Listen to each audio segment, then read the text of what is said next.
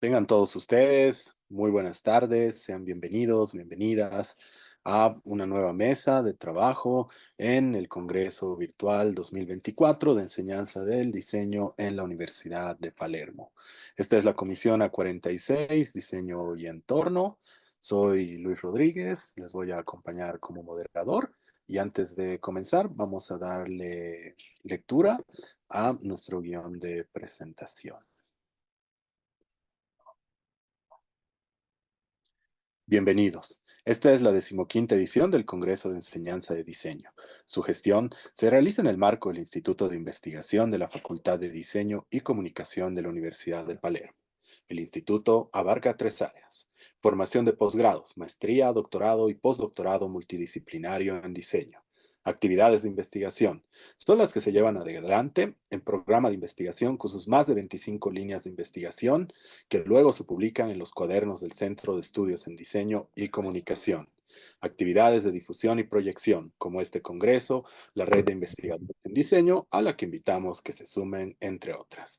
Actividades de difusión y proyección, como este congreso, la red de investigadores en diseño, a la que invitamos que se sumen. En síntesis, desde las muchas actividades del Instituto de Investigación ofrecemos capacitación de posgrado hasta postdoctorado, publicaciones para difundir sus investigaciones y un espacio como la red de investigadores a la que sumarse y dar a conocer sus trabajos. Ay, En Dios. este sentido, el Congreso, como espacio de difusión y proyección, tiene como finalidad compartir Mariano, no puedo. experiencias, planificar acciones conjuntas, plantear temáticas relevantes y concretar proyectos académicos e institucionales destinados a enriquecer la formación de los diseñadores del continente e impactar favorablemente en la calidad del ejercicio profesional de todas las áreas del diseño y la comunicación. En este marco, damos por iniciada nuestra comisión. Vamos a comenzar. Vamos a justamente invitar el primer grupo de expositores.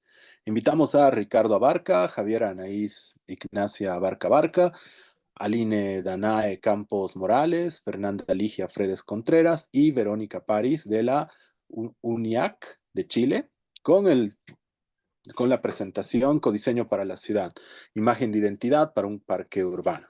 El siguiente trabajo relata una experiencia de codiseño entre estudiantes de tercer año de la carrera de diseño gráfico de la Universidad de Artes y Comunicación en Santiago de Chile y una organización civil conformada por la Junta de Vecinos y los vecinos de un barrio en torno al desarrollo de aplicaciones gráficas de identidad de información para el Parque Juan 23, inscrito en su comuna. Damos la bienvenida a todos los participantes. Les recordamos que tienen 10 minutos para realizar su presentación. Son las 16:35 en Bolivia, 17:35 en Argentina y Chile. Tienen 10 minutos, la mejor de las suertes y adelante, estamos con ustedes. Bien, muchas gracias Luis y gracias por esa introducción también que nos ahorra un par de minutos en nuestra presentación.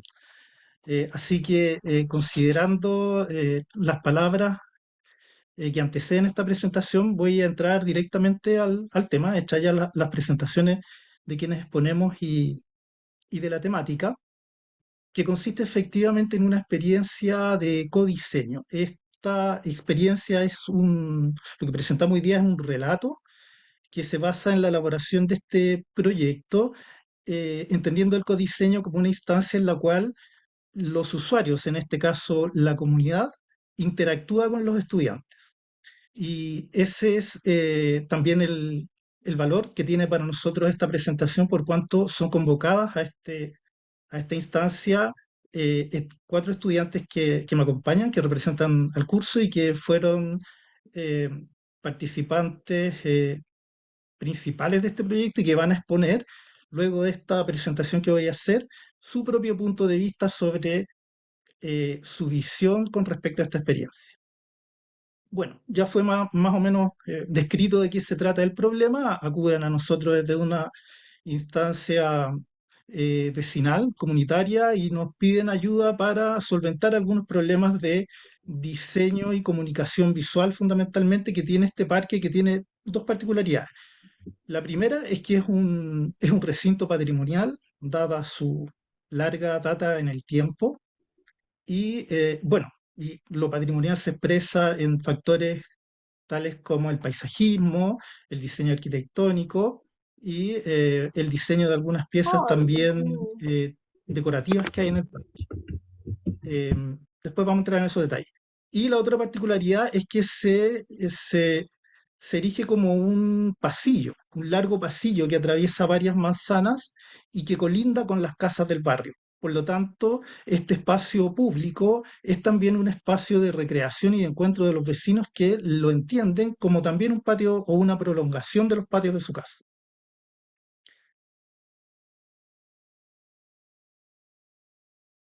Bueno, el proyecto tuvo tres grandes etapas. La primera consiste, en general, como consiste en todos los proyectos de diseño, ¿verdad?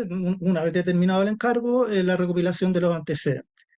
Y aquí se dan desde el inicio momentos muy importantes porque eh, hay reuniones en terreno al inicio del proyecto de los estudiantes con los vecinos en el lugar.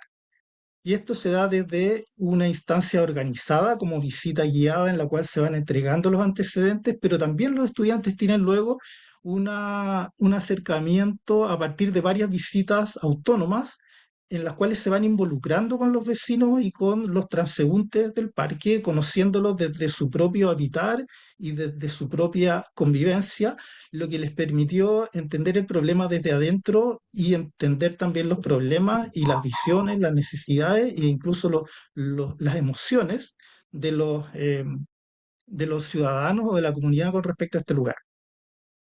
En una tercera dimensión de antecedentes está la investigación documental, que fue muy importante por cuanto se hizo una especie de arqueología de registro, porque encontramos elementos que existieron en el parque en un momento y que ya no están, y que solamente podemos encontrar algunos vestigios que nos permitieron interpretar y reconstruir eh, elementos o valores que tenía el parque que fueron desapareciendo con el tiempo y que fueron un insumo muy importante de diseño para después. Y finalmente un registro cartográfico, geográfico y fotográfico del lugar. En la segunda etapa ocurre a la inversa. Los vecinos vienen al aula y ahí es cuando se empieza a dar con mayor intensidad este efecto de codiseño, por cuanto los estudiantes validan sus proyectos a partir de la reacción que tienen los vecinos con respecto a las propuestas. Y se van produciendo una serie de acciones iterativas en las cuales los proyectos de diseño, el curso fue articulado en cuatro agencias, entre paréntesis, van evolucionando a partir del feedback que tienen las distintas reuniones que tuvieron los vecinos con los estudiantes. Hay una primera etapa de validación de la imagen de identidad que se expresa a partir de un manual corporativo que se entregó finalmente. Y ahí podemos ver, por ejemplo, las seis propuestas de las seis agencias en su elemento principal. Mm, En el manual corporativo se desarrolla toda toda la parte técnica de las aplicaciones, del color, de la tipografía, etcétera.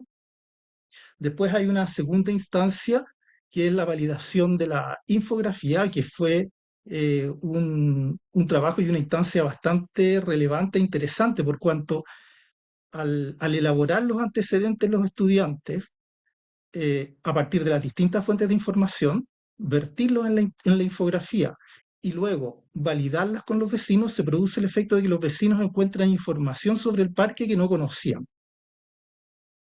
Y eso es un elemento al cual ellos le dieron mucho valor y empezó a provocar un efecto de pertenencia al parque mayor al que tenían antes. Finalmente, la parte más compleja del proyecto fue elaborar un sistema de señales que no solamente involucraba los factores que tienen que ver con el desplazamiento o con la orientación o con la identificación de servicios, como ocurre generalmente con estos sistemas en un espacio público, sino que tenía más que ver con la convivencia y con los hábitos. Y ahí volvemos al efecto em, al efecto tan importante de codiseño eh, que está en la base de este proyecto y al componente etnográfico, porque era muy importante entender la particularidad de algunos problemas que tenían que ver, por ejemplo, con la seguridad dentro del parque, con la convivencia entre distintos sectores etarios, con la convivencia entre distintas actividades, y eso solamente se podía lograr a través de la sensibilidad del discurso de quienes vivían cotidianamente esa realidad. Y finalmente hay una etapa de validación comunitaria donde se presentan estos proyectos a toda la comunidad en un teatro griego que está ubicado en el mismo parque y que fue una instancia muy importante por cuanto el diseño en general no se presenta escénicamente eh, para validarse, sino que solamente se instala como como un soporte dentro del espacio público. En este caso, hubo una presentación donde cada agencia pudo desplegar sus ideas que fueron recibidas y evaluadas y tabuladas a partir de elementos que estuvieron instrumentalizados para este efecto y finalmente podemos concluir que este proyecto funcionó efectivamente como un codiseño, tuvo un efecto positivo y em, requiere de todas maneras una segunda etapa de profundización. Bien, le voy a dar ahora, antes que se me acabe el tiempo, la palabra a Javiera Abarca como representante de los estudiantes, que es importante que den, para que para que aparezca su propio punto de vista con respecto a este trabajo. Adelante, Javier. Ya. Hola, buenas tardes. Bueno, como ya dijo el profesor, mi nombre es Javiera Barca y ¿puede darle siguiente, profe, a la diapositiva? Gracias. Bueno, primero que todo, nosotras, las que fuimos escogidas para acompañar al profe en esta presentación, vimos todo lo que fue el proceso a base de experiencias personales y con eso sacamos conceptos para poder igual entender un poco lo que fue nuestra experiencia. Siguiente, profe. El primer concepto que nosotras como llegamos a un acuerdo fue el trabajo en equipo, que tuvimos que juntarnos en grupos de 3 y que esto hizo que creáramos una agencia, en donde en mi caso se llamaba Camo y en breves palabras representaba lo que es la adaptación a las ideas como lo hace un camaleón a su entorno.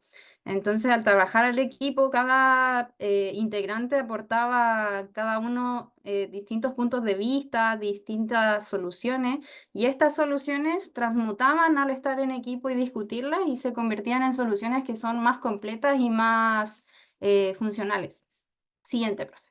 El siguiente concepto que nosotras acordamos es el ego, que es más que nada es una barrera para poder trabajar en equipo, y el ego lo tuvimos que dejar de lado para poder trabajar bien.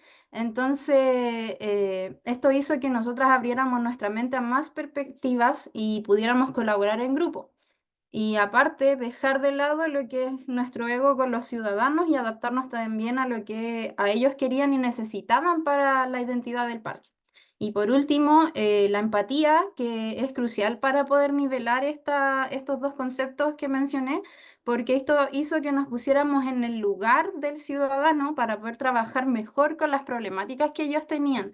En mi caso, igual fue como más fácil porque una integrante de mi grupo es vecina del parque, entonces conocía muy bien lo que eran las problemáticas que habían y que pudimos tocarlo a fondo. Entonces la empatía tiene que ver mucho para poder dejar de lado el ego y centrarnos en las necesidades de los habitantes. Por ejemplo, ellos tenían como ganas de mantener la historia del parque, querían también recuperar los espacios del mismo, ya que tenían muchas problemáticas con el tema del el uso de los espacios y querían que se volviera más un entorno familiar que otra cosa. Y siguiente, profe, porfis. Y bueno, relacionando estos tres conceptos, llegamos a que esto tiene que tener un equilibrio y que son esenciales para poder hacer y llevar un codiseño.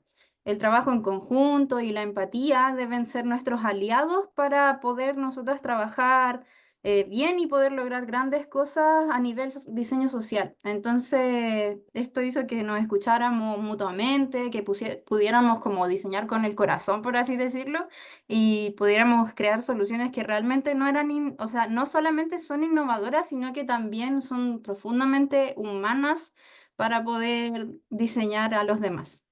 Y eso, siguiente. Y estas son algunas profes, o sea, disculpen, algunas fotos que mi grupo pudo captar de la esencia del parque. Y era más que nada también como llevándolo al ejemplo que había dado, que ellos querían recuperar los espacios, entonces nosotras quisimos como retratar la esencia que tenía el parque. Y eso, muchísimas gracias. Muchas gracias a ustedes, Ricardo, Javier, Aline, a todo el equipo. Ha sido una presentación muy interesante y sobre todo los resultados, ¿no? Es muy importante construir, ¿no?, esta identidad, ¿no?, del barrio, que no sea simplemente algo que se desarrolla de manera eh, prácticamente espontánea, ¿no?, sino que esto es algo que prácticamente nos demuestra, ¿no?, las capacidades que tiene el diseño de realmente cambiar la vida de las personas. Una excelente presentación y muchas felicidades a todo el equipo. Una gran presentación. Muchas Muchísimas gracias. gracias. Vamos a continuar y vamos a dar la bienvenida a Julia Andrade da Souza, Guillermo Cardoso Contini, Ana Beatriz Pereira de Andrade, quienes vienen de la Unesp Bauru de Brasil. Y ellos nos van a presentar explorando a estética da precisao, un olhar criativo para a identidade visual do laboratorio de Unisagem e Abraçao Lua. He traducido el resumen para que podamos compartirlo en castellano y nos dice: el rediseño del laboratorio de mecanizado y abrasión Lua va más allá de una simple actualización estética. Busca reflejar de manera contemporánea los valores, misión y visión del proyecto, alineándose con las últimas tendencias en diseño. Damos la bienvenida a las personas que nos están acompañando desde Brasil. Tienen 10 minutos, estamos a las 16:49 Bolivia, 17:49 Argentina. Mucha suerte y bueno, estamos con ustedes. Boa tarde. Sim, boa tarde, Julia. Você pode compartilhar a tela, meu amor? Já estou compartilhando.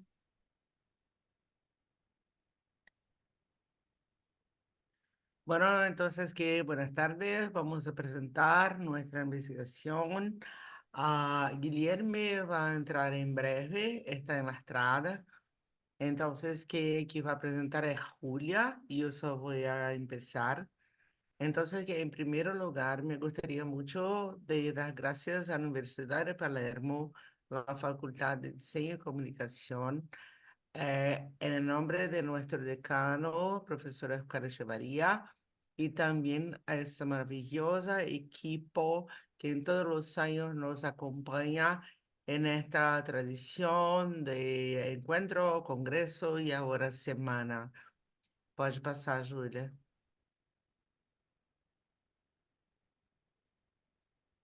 Bueno, en primer lugar, vamos a mostrar nuestra ubicación. Estamos en el estado de São Paulo. Nuestro espacio es Bauru, una ciudad que se queda en el medio del estado de São Paulo, ¿sí? En el centro geográfico. Tenemos más de 34 unidades por todo el estado, pero la Universidad de Diseño se queda en Bauru, ¿sí? Vai. Y ahora solo un momento en la fotografía mostrando nuestro espacio de trabajo, que son espacios donde nosotros estamos ubicados en acá en Bauru. Y ahora va Julia que va a presentar en portugués despacito, tá? Júlia, fala devagar, querida. Y ya va a entrar Guillermo que va a estar con Julia, sí, porque yo probablemente voy a tener que salir de acá. Sí, pero Julia vai continuar e depois Guilherme vai estar, sim? Júlia, com você, minha querida. Bom, primeiro, boa tarde. Então, para começar, o que é o LUA? O LUA é um laboratório de usinagem e abrasão no Departamento de Engenharia Mecânica da Unesp de Bauru. Ele foi inaugurado em 1993 pelo professor Eduardo Carlos Bianchi e ele conta com cerca de 20 estudantes, tanto da graduação quanto do mestrado, doutorado e de iniciação científica, como eu. E o laboratório, ele estuda os efeitos das alterações dos parâmetros de saída no processo de retificação industrial. E com o passar do tempo, com a expansão do laboratório, eles acabaram encontrando alguns desafios. E dois desses principais desafios são como atualizar e refletir os valores, a missão e a visão do projeto de uma maneira mais contemporânea visualmente falando, e como trazer mais visibilidade para esse projeto, como atrair as pessoas que têm interesse nessa área ao redor do mundo. E é aí que eu entro. Eu fui convidada pelo laboratório para desenvolver uma identidade visual para eles. E dentro dessas responsabilidades, eu também vou estar desenvolvendo um site, camisetas, assinatura de e-mail, perfil de rede social, fundo de slide, uma placa de entrada e um manual da marca. E depois de conversar com eles, desculpa, depois de conversar com o laboratório, eu pude selecionar algumas referências e perguntar algumas coisas que eles gostariam que tivesse na identidade. E entre essas coisas, eles mencionaram que gostariam de ter a cor azul, preto e branco e a forma circular, porque o círculo é o formato de muitos dos instrumentos que eles usam para trabalhar no laboratório. Então, a proposta inicial, a minha ideia inicial, foi ligar o nome Lua com a Lua em si. Então, eu trouxe essa forma, esse símbolo, representando as 8 fases da Lua e a Terra no centro, e trazendo essa ideia de movimento também, de mudança. E essa seria a proposta do logo. A ideia era trazer 4 versões do logo para representar as 4 fases da Lua. E em cada um, tanto a tipografia quanto a angulação do degradê são variadas para representar essas fases da Lua. E a sugestão que eu dei para o laboratório foi usar o logo que fica na direita embaixo na foto, que representaria a lua nova, para trazer esse ar de mudança para o laboratório, e os outros 3 serem utilizados durante a expansão do laboratório, tem novas áreas que eles querem explorar, e eu dei a sugestão de utilizar esses logos para essa expansão. E aqui a versão do logo em negativo, e a ideia seria também brincar com o degradê e a angulação dele com o logo negativo. E depois de apresentar tudo isso para o laboratório, eu cheguei a algumas conclusões. Primeiro, o símbolo, eles gostariam de alguma coisa que tivesse um formato mais circular ainda, mas eles gostaram da ideia de movimento para mostrar a transformação e também o trabalho que eles fazem. A tipografia eles gostaram bastante.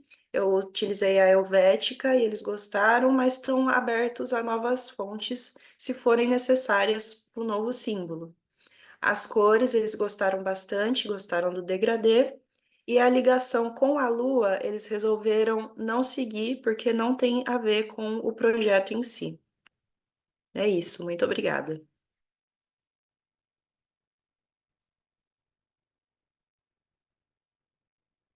Muchas gracias. Es un tema genial.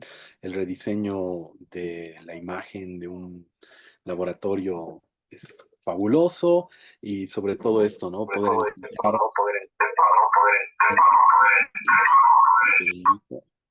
Poder encontrar esta unificación gráfica, ¿no? De misión, visión, valores.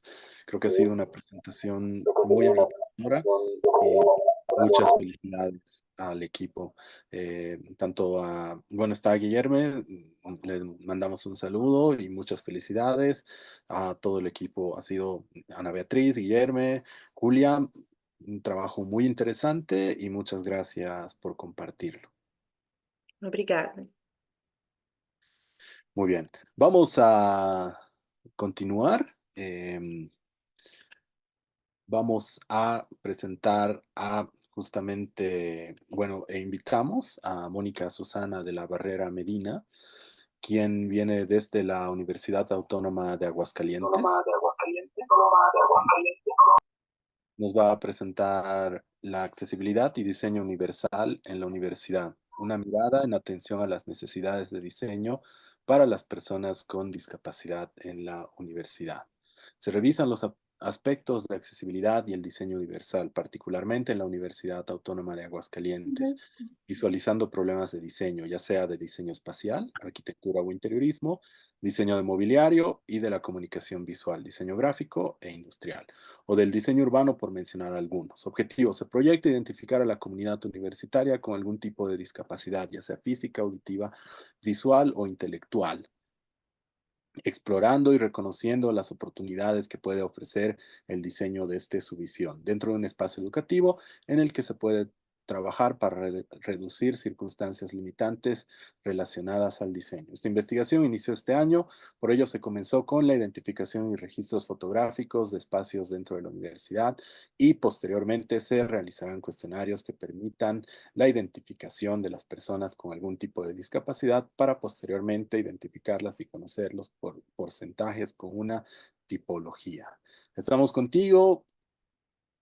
Adelante, Mónica. Muy buenas Gracias, tardes. gracias. Son las 16:58 Bolivia, 17:58 Argentina. Tienes 10 minutos, Mónica. Mucha suerte y adelante, estamos contigo. Gracias, buenas tardes. Pues bueno, ya Luis nos hizo esta introducción acerca del tema y bueno, les cuento un poco acerca de este proyecto que recién inició en enero. Está situado en México, particularmente en la ciudad de Aguascalientes, y tiene como finalidad pues revisar justamente la accesibilidad y el diseño universal, principalmente dentro de la universidad. Nosotros dentro de la universidad, y un poco para contextualizar, nos encontramos, digamos, en el centro del país, en el centro de México, y el análisis, bueno, pues es bastante amplio, pero únicamente lo estamos delimitando al espacio del Centro de Ciencias del Diseño y de la Construcción, que específicamente cuenta con 7 distintas carreras dentro de nuestro centro. Diseño de interiores, diseño de modas, ingeniería civil, diseño gráfico, urbanismo, diseño industrial y arquitectura. Entonces, bueno, la investigación busca visualizar todas estas problemáticas de diseño, sobre todo enfocándonos al diseño espacial, diseño de mobiliario y, por supuesto, del diseño urbano y de la comunicación visual. El espacio en el que nosotros estamos trabajando, estamos hablando de un total de 2.234 personas, entre maestros, que son 135, estudiantes, que asciende a 2.086, y los administrativos. Este es el área específica, digamos, en cuanto a nuestra delimitación del proyecto. Y bien, cuando hablamos de discapacidad, pues son distintos los aspectos que conllevan. Nosotros estamos delimitando estos tipos de discapacidad: la discapacidad motriz, la discapacidad visual, la auditiva, la intelectual, la psicosocial y la múltiple. Sobre todo basándonos en distintas cuestiones que son fundamentales. Por ejemplo, el cuarto objetivo del desarrollo sostenible, así como la Agenda 2030, que sobre todo tienen el objetivo de alcanzar una educación inclusiva, equitativa y de calidad. Esto, por supuesto, supone promover y fomentar todas las oportunidades de acceso, participación y permanencia de los estudiantes de las instituciones educativas. Pero aquí estamos haciendo como esta reflexión, puesto que somos una universidad que cuenta con estas 7 carreras que ya les comenté, que todas están vinculadas con el diseño. Entonces, en este sentido, es analizar el diseño desde el diseño. Entonces, bueno, para comprender a profundidad se aplica una metodología mixta. Estamos hablando de observación participante, entrevistas, notas de campo, grabaciones, por supuesto también encuestas, formularios, análisis de datos, registro fotográfico, comparación y contrastación. Sobre todo enfocándonos al desarrollo de las investigaciones multidisciplinarias. Esto es dentro de las encuestas, dentro de la revisión que se hace directamente con las distintas carreras, es también visualizar desde su punto de vista qué es esto que está sucediendo. Por alguna razón, cuando nosotros hablamos de diseño universal, casi siempre se vincula con las cuestiones arquitectónicas, con las cuestiones espaciales.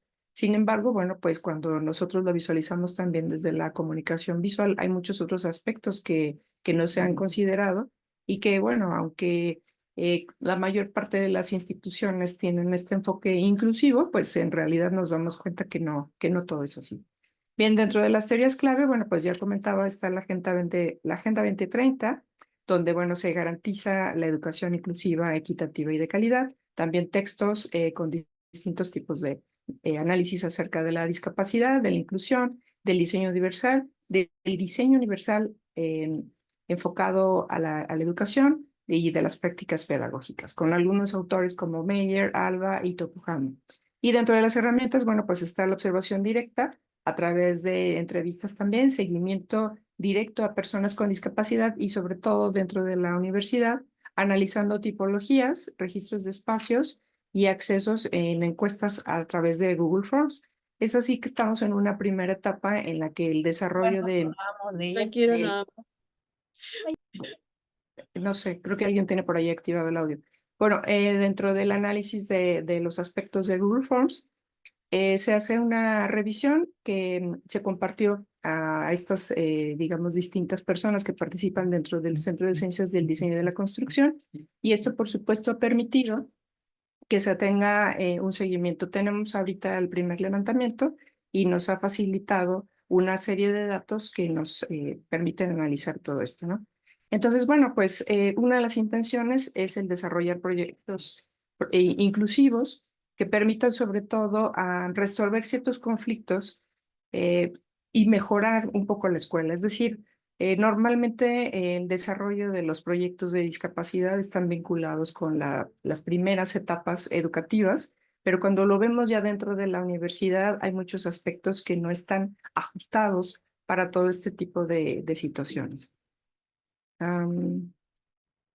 Bien, en seguimiento a esto, bueno, pues hemos estado haciendo el registro fotográfico de los espacios, haciendo distintos recorridos y además también tener el acercamiento con las distintas personas que llegan a tener algún tipo de discapacidad para visualizar en general cada una de estas características que se tienen, ¿no? Les decía, normalmente estamos vinculados a cuestiones del diseño universal, pero están relacionados a los espacios y en realidad hay muchos otros aspectos que están latentes como las cuestiones acerca de las discapacidades auditivas o las discapacidades visuales y de cómo podemos intentar resolver esto dentro del mismo desarrollo. Bien, dentro de los principios del desarrollo, bueno, del diseño universal, sobre todo al aprendizaje, hemos estado analizando también lo que está sucediendo en las clases, ¿no? Y en atención a esto, hay una serie de aspectos que se están tomando en cuenta a través de los registros porque se han tomado en cuenta los puntos de vista de cada uno de ellos. Y bueno, algunos puntos a resaltar han sido los documentos escritos, obviamente para mejorar claridad, legibilidad. En el caso de la elección de las tipografías, pues también tener tipografías que sean mucho más sencillas, tener tamaños de textos adecuados, jerarquizar, para que sea mucho más fácil, sobre todo la descripción. Tomemos en cuenta que si se tiene alguna discapacidad auditiva, pues el punto es que la lectura pueda ayudar a que esto se pueda regular. Dentro de los documentos digitales, pues también cuidar los textos alternativos con hipervínculos para describir los textos precisos y si son extensos, incluir sobre todo índices automatizados para que puedan tener un fácil acceso, ¿no? Y siempre revisar pues el contenido. Dentro del material de video, bueno, grabar sin ruido de fondo, que se tenga una buena calidad para que los alumnos también puedan tener este acercamiento, usando, por ejemplo, subtítulos que facilitan muchísimo sobre todo en el caso de las presentaciones, y en algunos de los casos describirlos también mediante el lenguaje de señas. En el caso del material de audio de podcast, perdón, pues que se escuche bien, que se tenga buena dicción, incluir transcripción del contenido y hacer descripciones de lo que se ve en pantalla y evitar pausas prolongadas. De alguna forma, esta revisión que se está haciendo es una vinculación directa con los mismos docentes y, como les decía, tratar de buscar que los mismos diseñadores, porque todos están estudiando carreras vinculadas al diseño, compartan estos puntos de vista acerca de cuáles son los problemas que ellos están identificando dentro del aprendizaje, ¿no? Para poder lograr que todo tipo de alumnos tengan ese éxito. Hay un tipo de discapacidad que es muy importante, que también son las discapacidades sensoriales. Actualmente, seguramente también en algunas de sus universidades, hay alumnos que tienen autismo o TDAH Y las cuestiones auditivas también son fundamentales y las cuestiones espaciales también. Entonces, es un poco tener en cuenta cada una de esas características que permiten, como les decía, un poco la propuesta del diseño, desde el diseño para el diseño.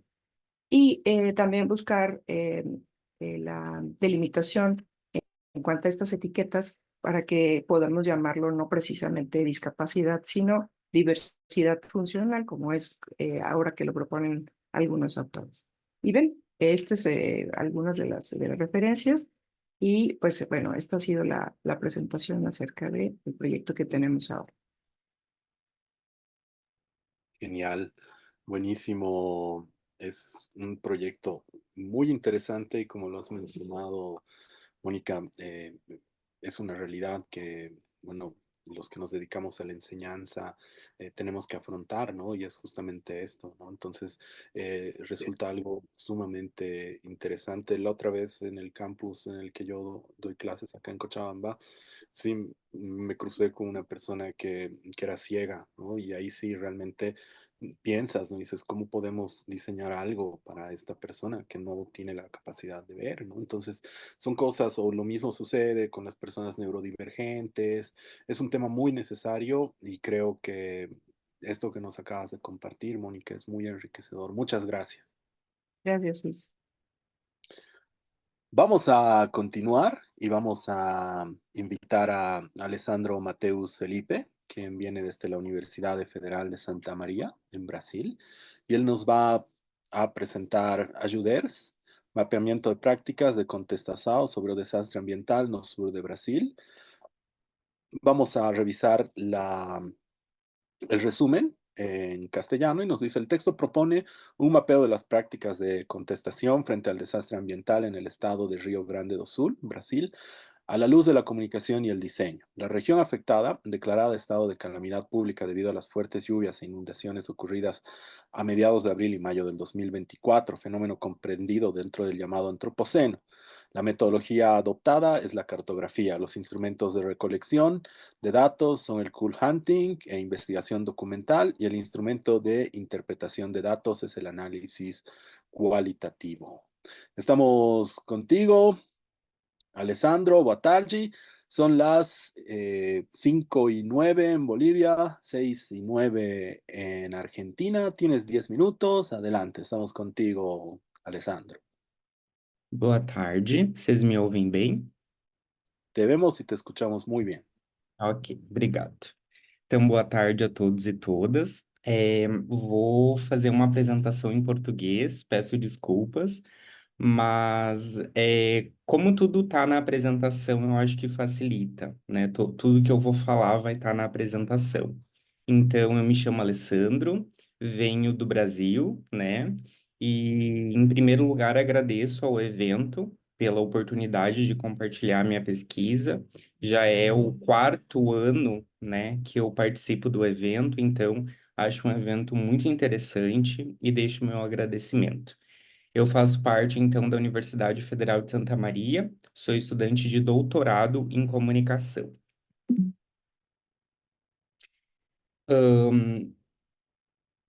Então, nosso objetivo com esse texto é fazer um levantamento, um mapeamento das chamadas práticas de contestação sobre o desastre ambiental no estado do Rio Grande do Sul, pensando a comunicação e o design.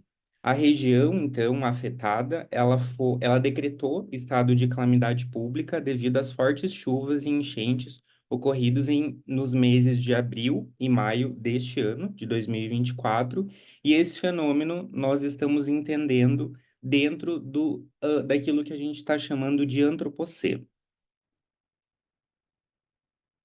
Aqui a gente tem o mapa do Brasil e o estado em vermelho é o estado, então, do Rio Grande do Sul. O estado em cima, o próximo estado chamado Santa Catarina, ele também foi afetado pelas chuvas, mas a ênfase desse estudo é no Rio Grande do Sul. Eu trago essa imagem que circulou muitas vezes durante essas enchentes, que ela fala que no começo de todo filme de desastre, pensando ficção científica, terror, ação, enfim, tem um cientista sendo ignorado. Então, eu trago essa foto porque ela demonstra muito o que aconteceu recentemente nesse estado, onde eu resido atualmente, onde eu moro e onde tem a minha universidade, onde eu faço doutorado. Eu não fui afetado de uma forma grave, mas conhecidos, familiares, colegas do doutorado foram afetados. Então, esse texto, né, essa pesquisa é uma forma de visualizar o que o design e o que a comunicação fez durante esse período. Só para a gente situar o que seria o antropoceno, isso que a gente está entendendo como antropoceno. Então, diante do aceleracionismo do sistema produtivo capitalista, entramos no estágio que a gente denomina como antropoceno. E ele é entendido como um período no qual as atividades humanas exercem mutações significativas no equilíbrio biogeoquímico do nosso planeta. Dados científicos e empíricos revelam um colapso ambiental iminente e irreversível. E aqui a gente supera uma simples narrativa de uma crise, porque uma crise a gente pode reverter. Aqui a gente já está vendo que será difícil essa reversão. E aí as principais manifestações. O derretimento de geleiras, o aumento do nível do mar e da temperatura média da Terra, pandemias virais, como que a gente acabou de viver, né? A pandemia de Covid-19, desertificação de territórios e também as enchentes. E aí, durante todo esse período, o meu interesse foi mapear, a partir da cartografia, essas práticas que vão contestar uma lógica. E essas práticas, elas são entendidas como forças que transformam o campo. E aí aqui a gente tem as práticas de contestação e algumas características. Eu vou passar mais rapidamente para a gente poder visualizar como que essas práticas de contestação aparecem nos exemplos que a gente coletou durante a pesquisa. Então, elas são coletivas, né, um tensionamento individual, quando comunicado no microfone público em ambientes digitais, pode mobilizar novos tensionamentos de outros autores, né? Eu estou utilizando essa autora aqui, que ela trabalha com a publicidade. Então, eu faço um deslocamento conceitual de, né, essa teoria aplicada à publicidade, a gente está olhando numa forma mais ampla, pensando a comunicação e o design. Então, elas são coletivas, elas são midiáticas. Isso acontece pela tendência da democratização do uso de mídias sociais digitais, de sujeitos receptores da publicidade e da comunicação de uma forma geral, e considera a importância na mídia, pensando a configuração das sociedades contemporâneas. Elas possuem um gênero definido, então as autoras geralmente são mulheres que fazem essas contestações. Então, porque o produto publicitário, ele comunica a objetificação das mulheres e o estímulo a comportamentos discriminatórios. Então, a questão do gênero é algo importante nessas práticas de contestação. São geradas e geradoras de tensionamentos, então, uma vez que ocorre de forma concomitante ou não, depende da disputa em vigência. Quanto mais âmbitos envolver cada tensionamento, maior será a sua força mobilizadora. E buscam reconhecimento. Então, há apostas de minorias em movimentos sociais de serem reconhecidos pela sua diferença, superando um simples desejo de serem representados. Então, acontece esse protagonismo de pessoas que antes não tinham um protagonismo. Aí nós utilizamos a cartografia para fazer esse processo de coleta e análise de dados, acionando ferramentas de Cool-Hunting e Desk Research, e utilizamos análise qualitativa de dados para categorizar e analisar esses dados. Então, o percurso de produção de dados, ele considera diferentes fontes, como mídias sociais, mídias especializadas e principalmente a busca pela hashtag AjudeRS, que é Ajude Rio Grande do Sul, que é o estado afetado. Então, aqui, só para a gente ter uma noção da dimensão dessa enchente, né? Então, teve 146 mortes e afetou mais de 2 milhões de pessoas em todo o estado. E onde que nós chegamos, né? Nós chegamos em 4 principais categorias e eu vou trazer alguns exemplos de cada categoria. Nós localizamos cursos, plataformas, charges ou cartoons, aqueles desenhos geralmente encontrados em jornais, né? Aquela caricatura, e livros produzidos durante esse período. Esse é um exemplo, então, o primeiro exemplo, pensando nos cursos. Então, aqui o mercado de design brasileiro se uniu em prol de um nobre propósito, arrecadar R$500 mil para ajudar o Rio Grande do Sul. Para isso, 20 referências do nosso mercado se uniram em um projeto Socorro SOS, o Estado do Rio Grande do Sul Design. Então, aqui são várias empresas, escritórios, de design e de comunicação se uniram para ofertar, né, para buscar fazer esse levantamento de R$500 mil para as doações. E aí, como que eles fizeram isso? Eles elaboraram uma série de cursos, colocaram esses cursos numa plataforma, e nesse sentido as pessoas iam pagando, tendo acesso aos cursos e ajudando o Estado. Então, aqui vários, né, pensando em branding, a questão da inteligência artificial, né, questões de liderança, tipografia de marcas, então vários cursos que já estão disponíveis e outros que, né, em breve estarão, que ainda o Estado ainda está se recuperando. Então, universidades e instituições também se uniram para pensar esse curso, né, esses cursos. A segunda prática de contestação é um site, é uma plataforma chamado desaparecidosrs.com, onde as pessoas podem subir fotos, né, de pessoas desaparecidas e fazer essa localização dessas pessoas. Então, aqui é um print do site, como que funciona? Você sobe uma foto e aí a plataforma consegue localizar com inteligência artificial. Aqui tem algumas charges que, né, conseguem, né, ilustrar muito bem. Aqui o uso da fake news ficou muito evidente durante esse período e afetou muito, né, o cuidado com as pessoas, a segurança das pessoas. E aqui também, esse é o governador do estado, então, por um descuido político, ele catalisou, ele influenciou, ele acelerou toda essa enchente, principalmente na capital do estado.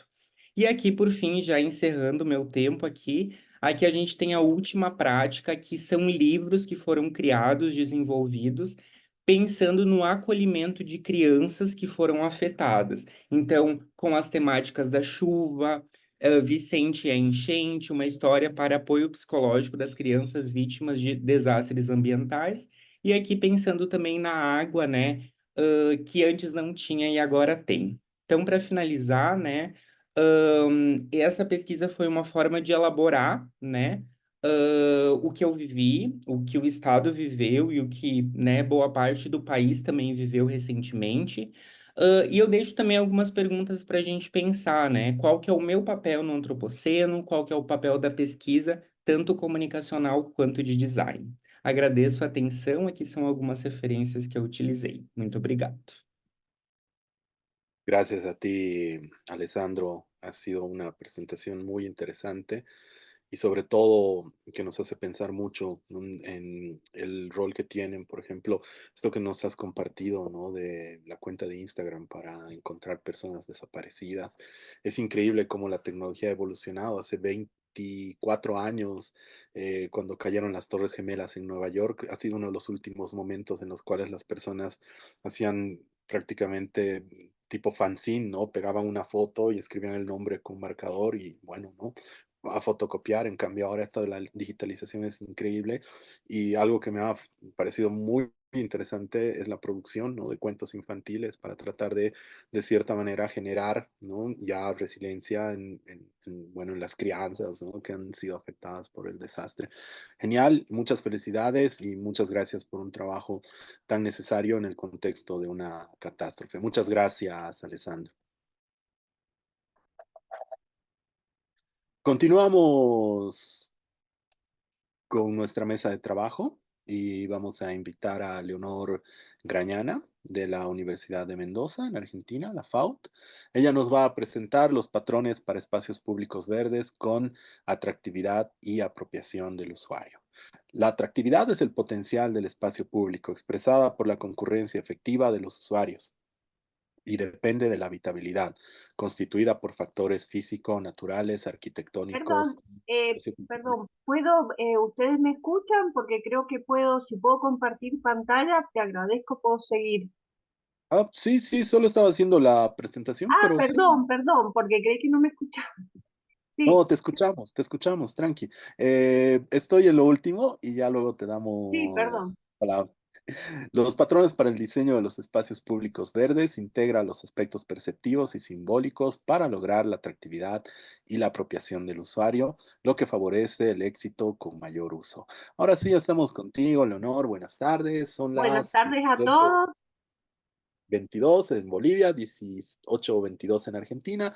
Tienes 10 minutos. Mucha suerte. Sí, Ya estamos. quería ver si podía compartir pantalla, no sé si me ven, ese es mi problema. He puesto antes y no he tenido problemas de poder compartir. Por el momento no estamos viendo nada, Leonor. No me lo tomo. Es como que no Eh, se me abre la ventana, compartir pantalla y no se me abre nada.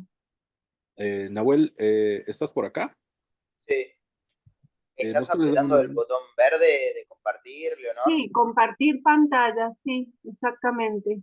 Opciones avanzadas de compartir función, un participante puede compartir a la vez, pero Mirá, si no realmente no puedo. lo que te puedo ofrecer es que pongas el link de tu presentación acá en el chat y yo te lo puedo compartir si querés. Pero que no lo tengo como link, lo tengo como en PowerPoint. A ver Ah, si, a ver, este, bancame un segundito. perdón, no, nunca me había pasado. No, tranquilo, no te preocupes. Compartir pantalla, me pone un participante puede compartir a la vez, lo tildo, pero no se me abre ninguna ventana. Tuve problemas de audio y si quieren quedo para el final para no complicarles el horario a los demás. A ver si en el transcurso podemos corregirlo. Leonor, lo que puedes hacer ahí donde dice compartir, dale doble clic. No le des solo un clic, dale doble. Acá está, Ok, y ahí ya lo puedes compartir. compartir. Genial. Muchas gracias, Mónica. No, muchas gracias.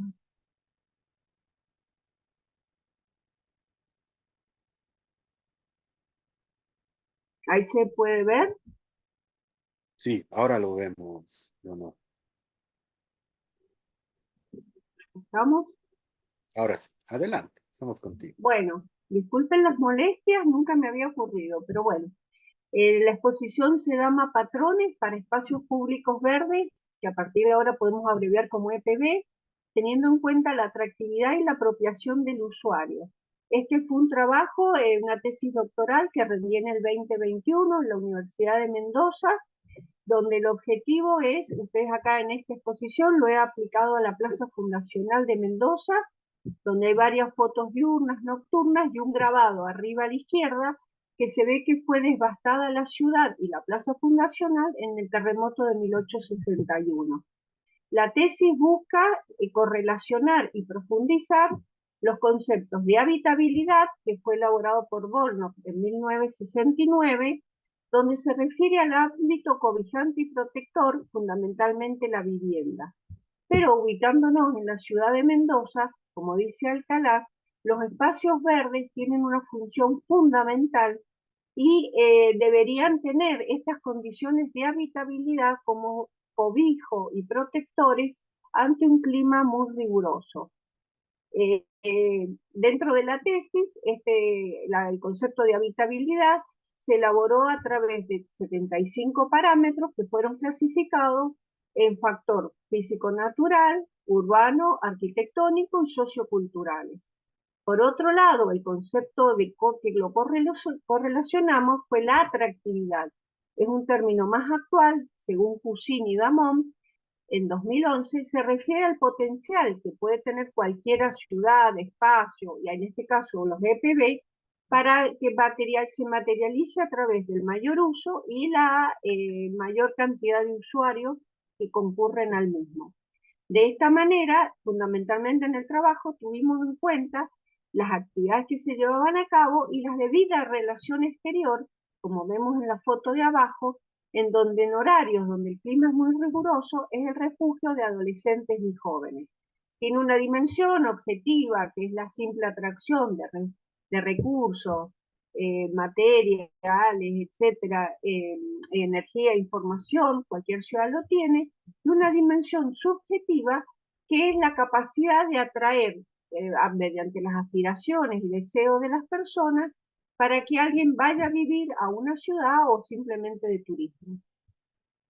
En el trabajo, perdón, no alcancé a explicar, se correlacionaron ambas variables y pudimos afirmar que, como siempre aspiramos los arquitectos, si un espacio verde tiene buenas condiciones de habitabilidad, esto se analizó en 5 casos de estudio en las 5 plazas principales, pudimos confirmar que sí contribuye y favorece al mayor uso con diversidad de usuarios, tipo de usuarios, actividades y mayor diversidad de horarios de uso. Otros 2 términos importantes, obviamente en el trabajo consideramos, además de los espacios verdes como potenciales y pulmones verdes, con grande capacidad ambiental, lo tomamos de un enfoque sociocultural, donde vemos que el espacio público es fundamental para las interrelaciones humanas, lograr la diversidad y la identificación simbólica y la expresión cultural. Por lo tanto, otro término importante, la apropiación del usuario y el apego al lugar, favorece la relación del usuario en cuanto a lo afectivo con este espacio y estamos evaluando que estos espacios, si favorecen la cantidad y diversidad de personas e interrelaciones que se llevan a cabo, podemos hablar que el espacio va a tener mayor uso y mayor atractividad. Acá vemos rápidamente, arriba a la derecha, abajo, la plaza fundacional, fue devastado el sector, actual 4ª sección, quedó aún hoy, tiene viviendas de adobe, y cómo se generó por una nueva atractividad con este polo de las 5 plazas, que aún hoy vemos abajo, logra una gran atractividad y es el eje fundador, o sea, fundacional, como microcentro, y la relación con otros espacios verdes y centros y ejes comerciales. Como dice Ponte, vemos que el fin importante fue fundacional, estético y como refugio ante posibles terremotos. Abajo vemos acá la provincia de Mendoza, donde la población, en más del 90%, se asienta en los 3 oasis que ocupan del 3 al 5% solamente de la superficie total provincial. Una vez correlacionado ambos variables, podemos ver simplemente tomando uno de los 75, 2 o 3 parámetros, cómo se fueron relevados el equipamiento dentro del factor arquitectónico, cantidad de bancos, farolas, etcétera, por caso de estudio, las superficies tipos, vemos la barrita verde, que es la superficie verde, supera el 50% en la mayoría de los casos de estudio, respecto o en detrimento de la superficie permeable. Por otro lado, el impacto visual del paisaje, vemos en la barrita lavanda la cantidad de superficie con forestación, que es muy importante, y después discriminadas primera, segunda y tercera magnitud. Y luego la percepción que tiene el usuario de este verde urbano.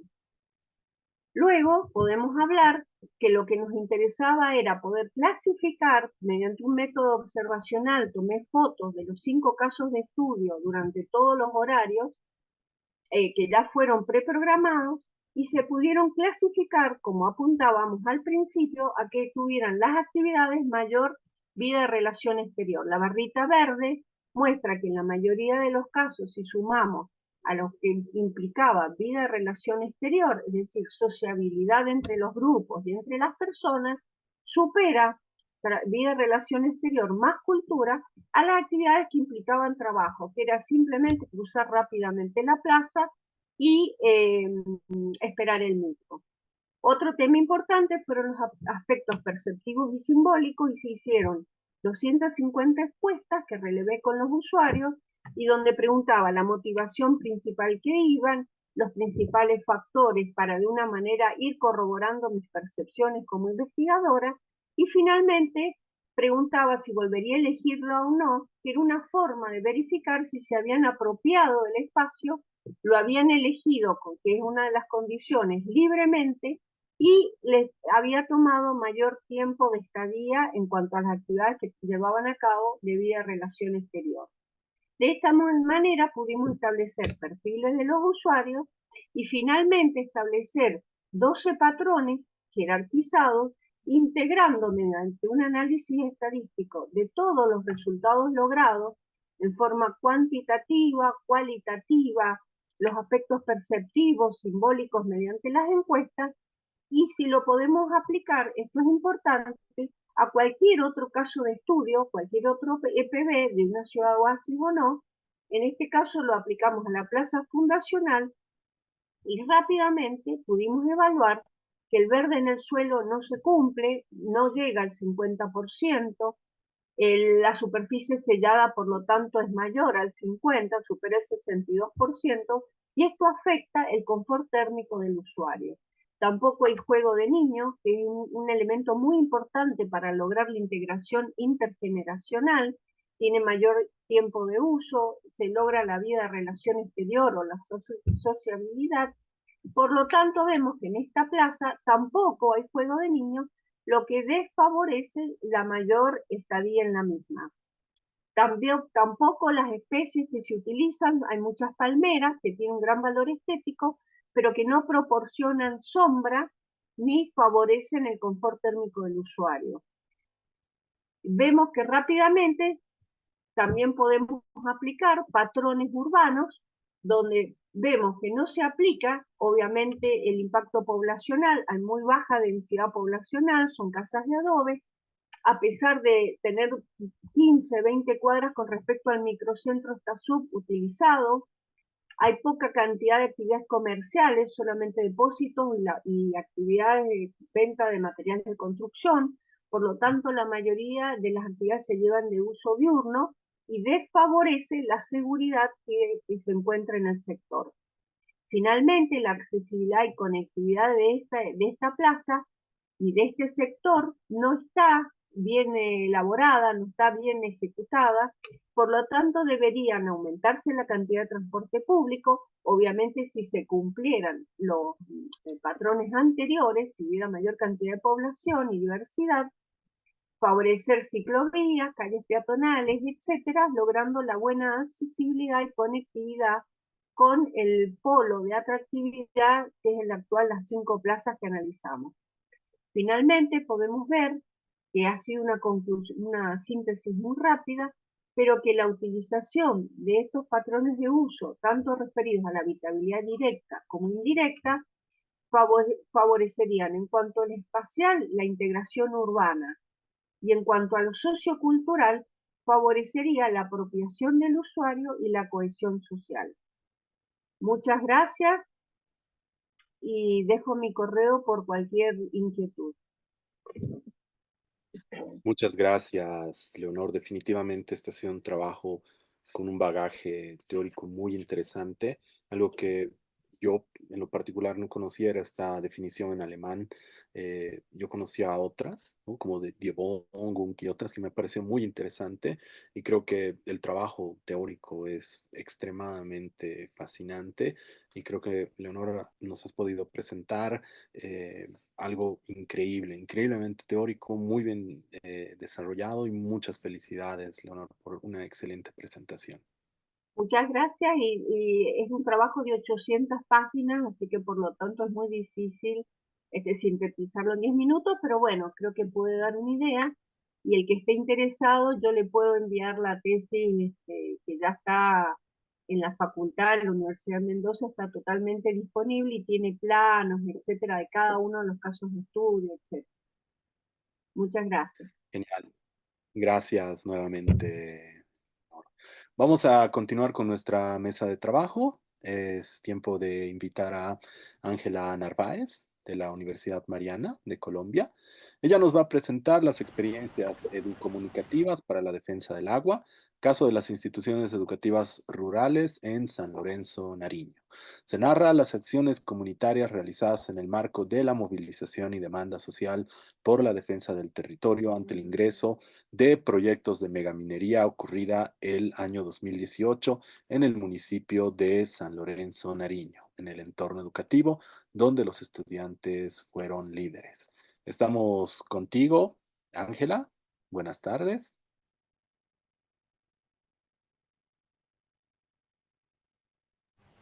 Hola, buenas tardes. Hola, Ángela, buenas tardes.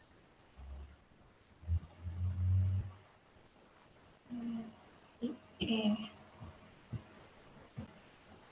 creo que mi internet es un poco malo porque me encuentro en una zona rural. Creo que tengo que apagar mejor. ¿Me ven? Te vemos, pero si estás con Hola, buenas cuestiones tardes. de conectividad, no hay problema. Apaga la cámara si sientes que estás arriesgando la presentación. No hay problema. Bueno, gracias. Tienes 10 Eh, minutos, Ángela. Son las 17:38 en Bolivia, 18:38 en Argentina. Mucha suerte y estamos contigo. bueno, muchas gracias. ¿Están viendo mi presentación? Sí, la estamos viendo. Bueno, mucho gusto. Mi nombre es Ángela Carolina Narváez. Soy comunicadora social egresada de la Universidad Mariana de Pasto, en Colombia, y vengo a contar un poco lo que es mi proyecto de investigación, experiencias comunicativas para la defensa del agua, caso de las instituciones educativas en San Lorenzo, Nariño. Bueno, vamos a ir un poco, voy a contextualizarlos un poco. Nariño es un departamento de Colombia que queda ubicado en el sur. En este departamento hay un municipio que se llama San Lorenzo y está ubicado al norte del departamento de Nariño. Aquí se produce mayormente productos agrícolas, de eso viven los habitantes. Por ejemplo, se produce el maíz, el café, el plátano, entre otros. Eh, por esta razón, los campesinos se manifestaron en el año 2018 en la consulta popular legítima realizada por eh, pues, los líderes de la campaña por el no a la minería. ¿Qué sucedió? Bueno, en el año 2018 se realizó una consulta popular, la cual le dijo no a la minería, que para defender el territorio de unas concesiones mineras que se venían buscando desde el año 2010, porque en este territorio las empresas mineras miraron que, por ejemplo, habían muchos recursos o muchos minerales buenos para ellos, por ejemplo, el oro, el coltán, entre otros. De esta manera fue como los líderes o los campesinos buscaron crear una consulta popular que fuera legítima y legal, pero el gobierno nacional de ese entonces, Juan Manuel Santos, dijo que pues no había recursos para hacerla, y también la Corte Constitucional dijo que no era válido hacer una consulta popular para decirle no a la minería. De esta forma, los campesinos y los líderes buscaron pues sus propios recursos y crearon su propia consulta popular, por eso se la llama legítima. Aquí encontramos que se realizó como una campaña. A esta campaña la he denominado como educomunicativa. Perdón, Ángela. Porque hicieron un proceso educomunicativo. ¿Sí? Disculpa que te interrumpa. Solo se ha quedado tu diapositiva de la metodología y no estamos pudiendo observar nada más. Ay, qué pena. Ahí se ve. No, continúa congelada. Entonces la cancelo y la vuelvo a compartir. Porfa. Bueno. Entonces les contaba que precisamente les contaba precisamente que se realizó esta consulta y esta campaña y fue dirigida principalmente por los niños y niñas y también adolescentes de las instituciones educativas del municipio. Ellos fueron participantes directos de la consulta popular como votantes, pero al mismo tiempo también fueron los que llevaron el mensaje por todo el municipio. ¿De qué manera lo hicieron? Bueno, esto lo pudo descubrir, eso lo pudo narrar a través de la metodología. La metodología que desarrollamos para este proyecto fue primero que la investigación es de carácter cualitativo, con un enfoque histórico-hermenéutico y de tipo descriptivo. La indagación fue desarrollada a través de la aplicación de entrevistas semiestructuradas y se desarrollaron 3 momentos o fases específicas. La primera, bueno, se identificó las acciones y medios pedagógicos y comunicativos implementados en las instituciones educativas y la segunda se examinó el impacto de las estrategias educomunicativas en la percepción del conocimiento y actitud de estudiantes y profesores. En este momento nos pudimos dar cuenta que los docentes estaban un poco reacios a lo que había logrado hacer la consulta popular en los jóvenes. Incluso un docente me dijo que pues los jóvenes ya no captaban las cosas a largo plazo, sino que buscaban mucho la inmediatez. Entonces que seguramente para la fecha ya habían olvidado lo que pasó. Sin embargo, cuando nos reunimos con los jóvenes y el profesor, los jóvenes pues estaban muy entusiasmados de mostrar lo que ellos mismos habían hecho por la consulta popular. La verdad fue que fue muy agradable como identificar cómo cambiaba la percepción del propio docente sobre sus estudiantes. Y así fue como buscamos diseñar una herramienta didáctica para la circulación y la divulgación de la estrategia. Hicimos una cartilla que muestra más o menos como el paso a paso de cómo crear a través de la comunicación un proceso para la movilización y cómo desde la sensibilización comunitaria, pero también desde la educación, puede lograr transformar una realidad. ¿Qué encontramos en los resultados? Bueno, primero que la campaña fue muy diversa y que tuvo muchas estrategias, pero que la de los niños logró marcar un impacto muy importante en los adultos. Por ejemplo, se hicieron una pedagogía por cada salón y entonces las lideresas, por ejemplo, que fueron las que llegaron a cada salón a hablarles, llevaban videos y hacían actividades que estas luego fueron replicadas al movilizarse los niños, o sea, salían, les hablaban en la clase y ellos salían por los barrios a comentar lo que estaba sucediendo con la minería y lo que posiblemente podría llegar a afectar el territorio. Y así fueron creando más ideas, por ejemplo, la válida de bicicross.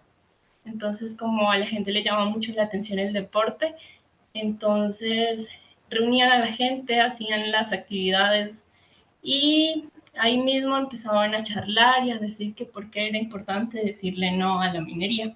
Hicieron concursos de fotografías, construyeron carteleras para la movilización y otras cosas. Pero una muy importante que hubo fue una jornada de votación. La jornada de votación también la hicieron los niños, o sea, no solo se cuenta con los 6.600 votos que dijeron no a la minería por parte de los adultos, sino con otros que se contaron desde las escuelas cuando se hizo el sufragio colectivo de los niños. Entonces, a las escuelas llegaban los líderes con los tarjetones y ellos mismos marcaron su decisión frente a la minería. Aunque estos, pues no se miran en los medios, sí existieron y marcaron un hito porque se dan cuenta que los niños también pueden ser parte de la política. Y así, por ejemplo, los niños llegaban a las casas y les decían a los papás, no, mira papá, yo ya voté en esa consulta popular, ahora es el momento de que vayas y votes el domingo por la consulta popular. Podemos concluir con esto que educar y comunicar en doble vía es una apuesta para el desarrollo de la educación, y que para esto es necesario un proceso de sensibilización en la pedagogía. Por ejemplo, los líderes de esta campaña dicen que es necesario el tacto en la sensibilización. O sea, no sirve solamente quedarnos hablando acerca de lo que es la minería, sino que es necesario conocer el territorio. Entonces empezaban a marchar y llevaban a los niños, a las niñas y a sus familiares a las fuentes hídricas. Y ahí los sensibilizaban sobre la importancia del agua en la vida humana y sobre todo en estos territorios.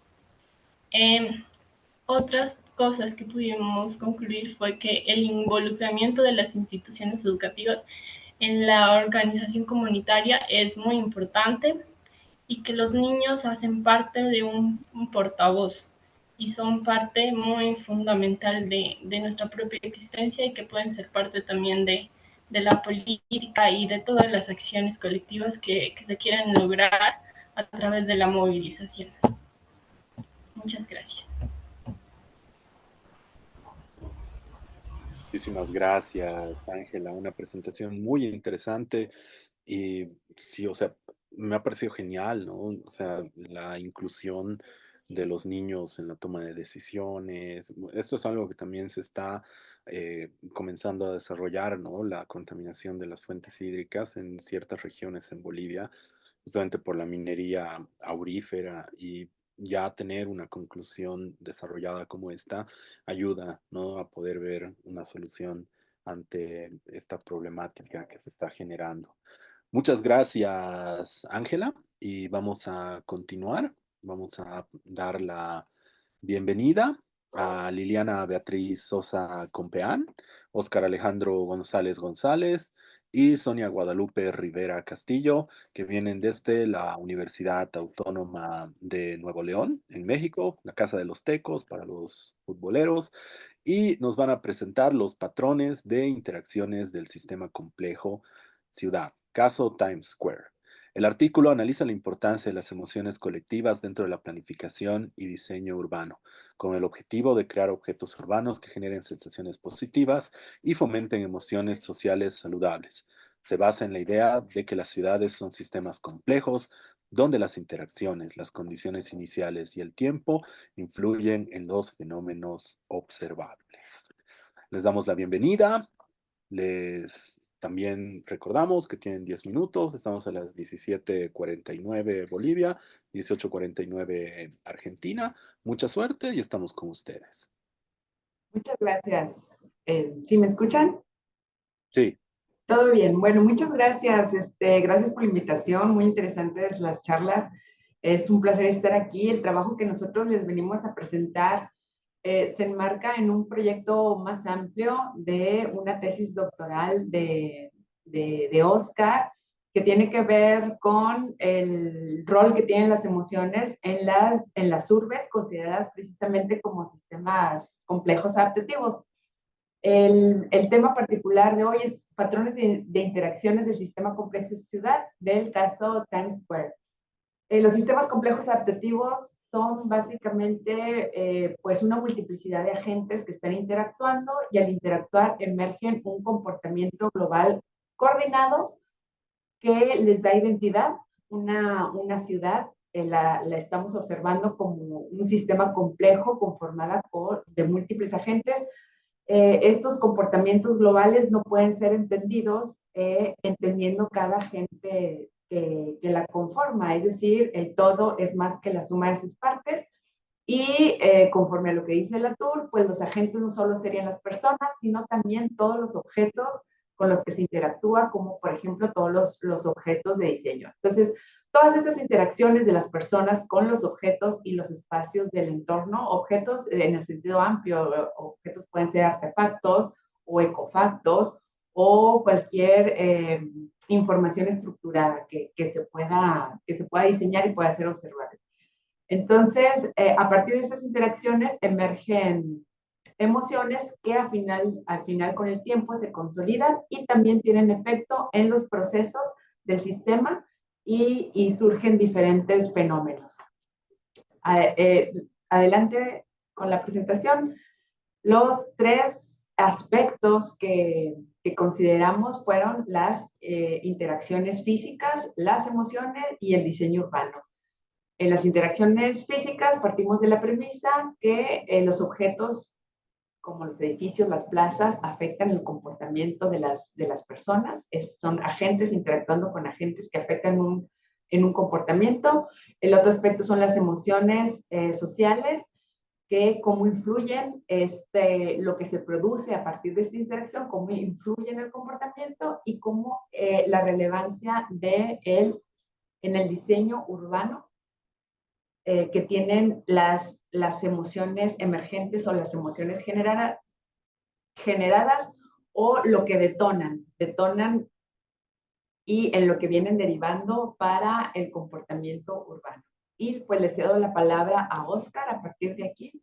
Gracias. Muchas gracias, doctora. Buenas tardes a todos.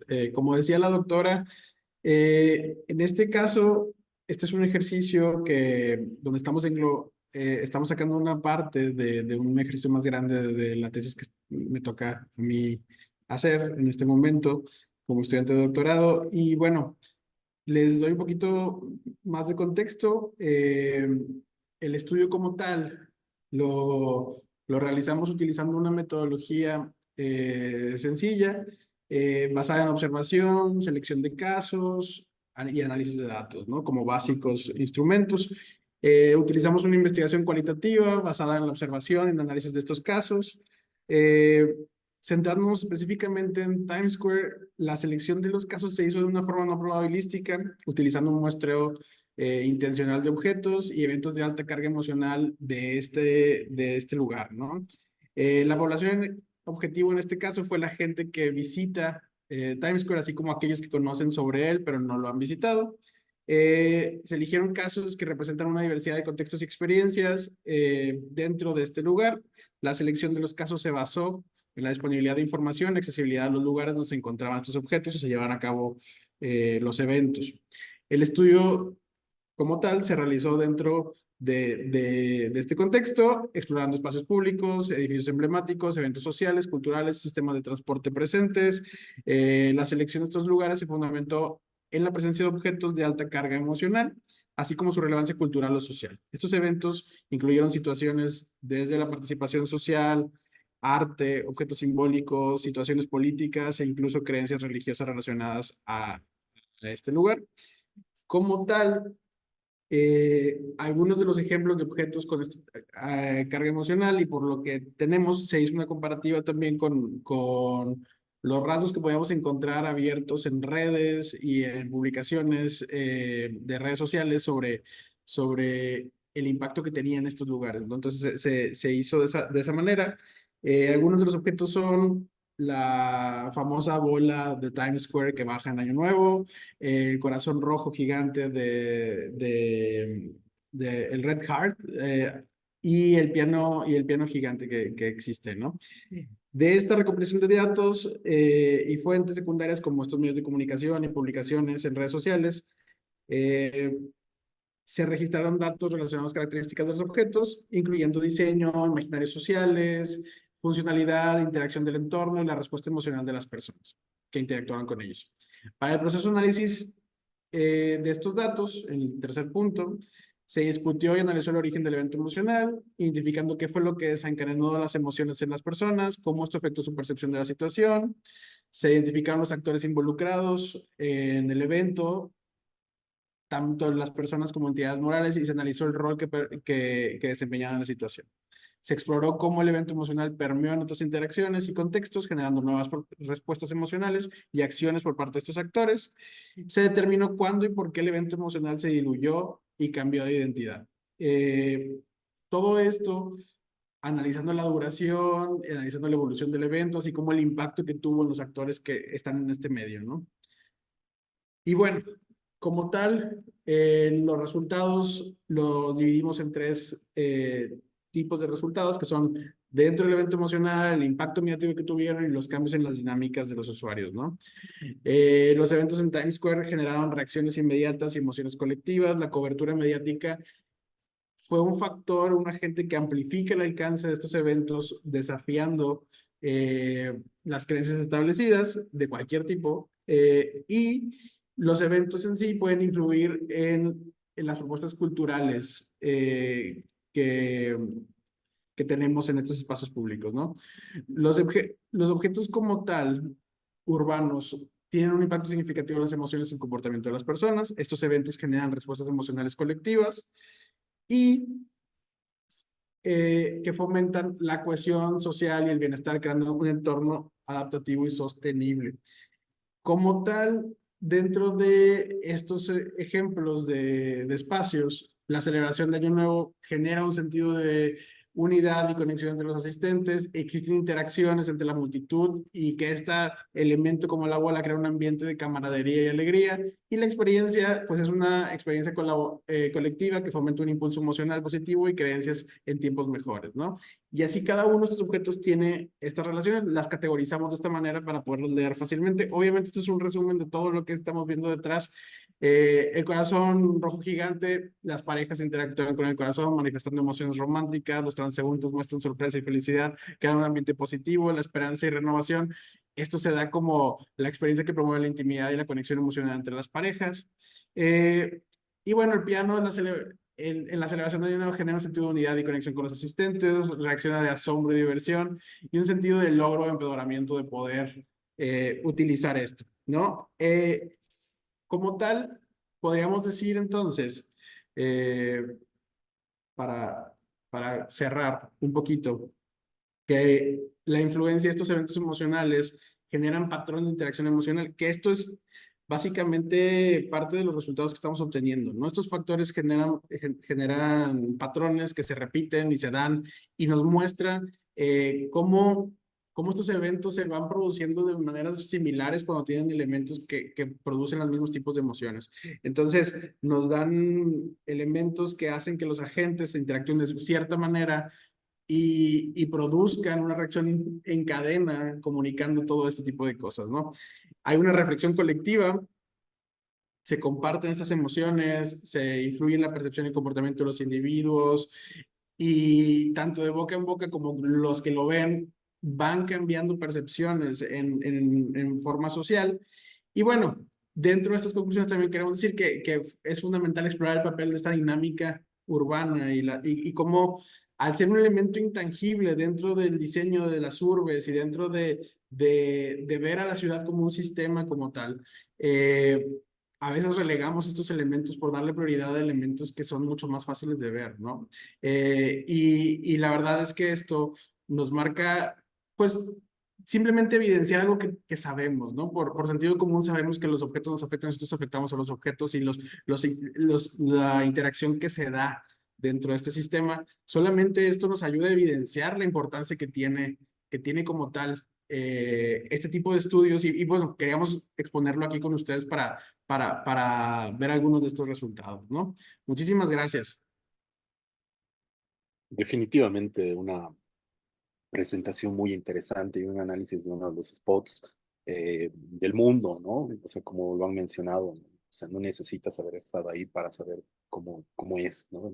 Me parece genial y sí es algo increíble, ¿no? Porque de repente se ha convertido en una tendencia, ¿no? Sobre todo en TikTok, ¿no? Esta idea de romantizar, ¿no? A Times Square y mostrar que hay ratas y, bueno, prácticamente todo está lleno de ratas, ¿no? Más allá de las luces y todo este estímulo, ¿no? Visual muy interesante. Muchas felicidades y muchas gracias por compartir una temática tan enriquecedora. Gracias por la invitación, gracias. Bueno, y finalmente vamos a cerrar nuestra mesa de trabajo invitando a Vanina Salinas. Ella nos va a presentar neuroarquitectura en el diseño del aula, herramientas de diseño que transforman el ambiente educativo. Investigaciones confirman que el diseño del aula influye en el proceso de enseñanza, aprendizaje y las aportaciones de la neurociencia aconsejan una creación de espacios más afectivos. Se proponen estrategias de diseño y optimización de la utilización de indicadores espaciales para crear aulas más humanas. Vanina, estamos contigo. Son las 6 en Bolivia, las 7 en Argentina. Tienes 10 minutos. Mucha suerte y adelante, estamos contigo. Bueno, muchas gracias por el espacio. Muchas gracias. Bueno, realmente maravillosos todos los trabajos. Y bueno, soy arquitecta, especialista en neurociencias aplicadas a arquitectura, en arquitectura interior, neuropsicología clínica, y todo esto digo porque cuando uno habla de neuroarquitectura es cómo aplicamos neurociencia a arquitectura, ¿no? Neuroarquitectura es la palabra popular para llamar a esto de neurociencia aplicado a arquitectura, neurociencia y ciencias humanas. Cuando el avance de la tecnología permitió que avanzaran muchísimo las investigaciones sobre cómo nuestro cerebro y nuestro sistema nervioso influía o era influenciado por el entorno. No solamente diseñamos desde la intuición o desde querer con alguna intención, sino que desde en este último tiempo la neuroarquitectura hace que también se pueda medir. Entonces, basar los diseños en evidencia científica y luego poder medirlos es lo que hace que las construcciones, los proyectos puedan ser mucho más eficientes. Esto está basado en un trabajo que había hecho anteriormente, que presenté en otra edición, que la había hecho dentro de un aula, y acá traigo como el paralelismo entre neuroeducación, porque la neurociencia en educación hace bastante que se está utilizando, y la neuroarquitectura, podemos decir que neuroeducación y neuroarquitectura tienen en común que son disciplinas que utilizan los conocimientos de las neurociencias y el funcionamiento del cerebro para, en neuroeducación, optimizar el proceso de enseñanza y aprendizaje, y la neuroarquitectura, optimizar esos espacios que nos rodean para un propósito en particular que mejore la calidad de vida y en este caso el aprendizaje. La idea de todo esto es poner el cerebro a disposición del aprendizaje, ¿no? Entonces vengo a traer herramientas de diseño basadas en evidencias científicas que en base a mi trabajo anterior eran las variables que más eran destacadas por los alumnos. Entonces, dentro de estas variables ambientales en el espacio educativo seleccionadas eran, por ejemplo, la temperatura, la iluminación, la luz natural, la biofilia, los colores, los aromas, sonidos y las formas.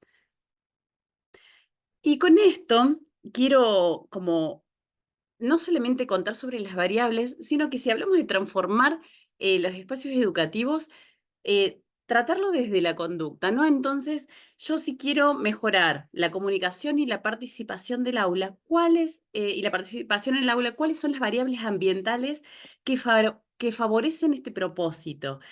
En base a los estudios científicos, por ejemplo, una forma de organización espacial activa, que es donde hay estructura de comunicación bidireccional, en donde todos son receptores y todos son emisores, que se puede dar. Cuando uno habla de neuroarquitectura, también quiero aclarar que no es, uno si googlea, quizás hay unos edificios maravillosos, y en realidad es tomar decisiones correctas, ¿sí? Entonces acá, en cada una de las imágenes, van a ir viendo que quizás hay imágenes como de Google o de Internet, pero en otro lado, un aula en la cual había sido basado el proyecto anterior, ¿no? Entonces, esta forma espacial activa, por ejemplo, en la metodología Waldorf, en donde también utilizan esta metodología. Acá podemos ver a la derecha las diferentes formas, empezando por un aula tradicional, en forma de arco o en círculo, que favorecen la comunicación.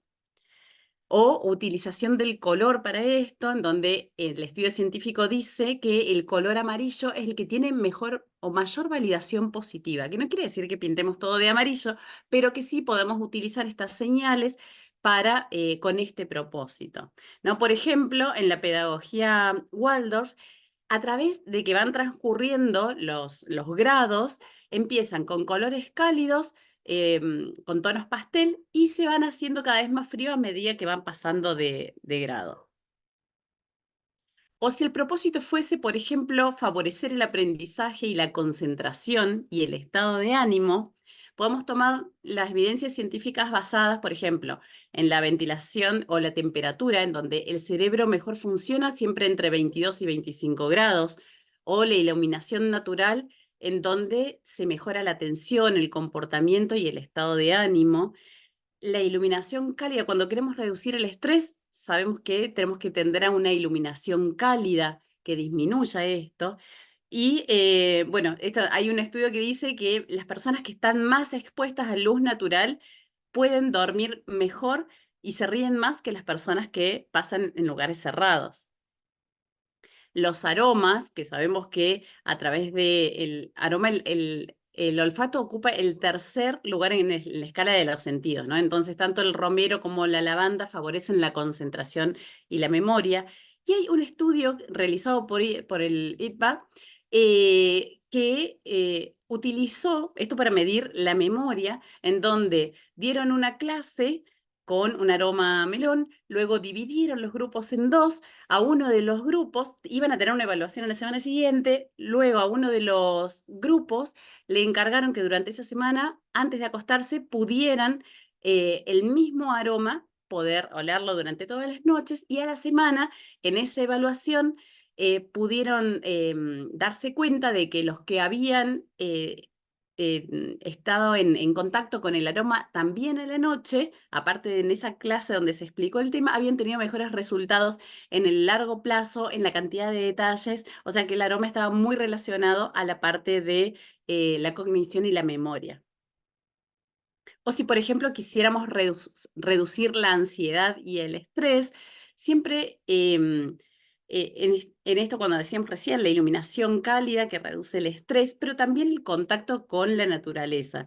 Todos los estudios apuntan a que puede mejorar la atención y la concentración, que puede reducir los efectos de fatiga cognitiva, el estrés y el TDA, ¿no? El trastorno por déficit de atención con hiperactividad. Puede mejorar el rendimiento escolar y la retención también de las personas porque se sienten mejor en esos lugares. Y también hay un estudio que dice que las flores no solo mejoran el estado de ánimo, sino también la memoria.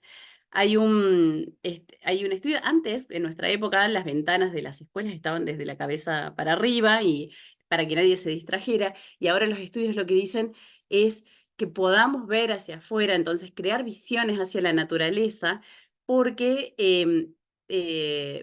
porque tiene que ver con la teoría de la restauración de la atención. Entonces, cuando uno ve hacia un paisaje natural de más de 15 metros, pero aunque sea por 40 segundos, se restaura la atención. Entonces, bueno, utilizar esto como evidencia para poder tomar decisiones de diseño, o la utilización, esto de biofilia, que es biofilia, amor por la vida. No tiene que ser de agregar plantas, pero sino todos los materiales y recursos que hagan al cerebro tomarlo como si fuese algo natural. Los materiales, los sonidos, las texturas. Bueno, acá vemos en un ambiente que no tiene naturaleza, pero como con algunos recursos pueden utilizarlo, o en este caso también, ¿no es cierto?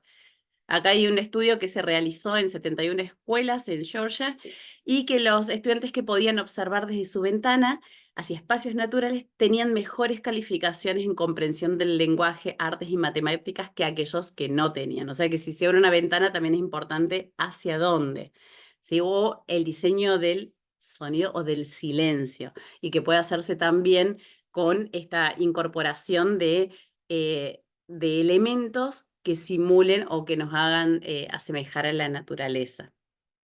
O los sonidos, cuando hablamos de sonidos de la naturaleza, que en este estudio influencian el bienestar. ¿Sí? Este fue un estudio que se publicó en 2010 y evaluó el efecto de los sonidos de la naturaleza en el estrés y su impacto en las variables fisiológicas, en donde los sonidos naturales disminuían la tensión. O si queremos activar los cerebros y dar autonomía a los alumnos, podemos también trabajar con la iluminación y dar flexibilidad al mobiliario, ¿sí? Para que no todas las clases sean iguales, para volver al primer propósito de que no estén todos alineados, que uno se siente atrás de otro, sino que cada uno pueda encontrar la manera que sea mejor para su aprendizaje.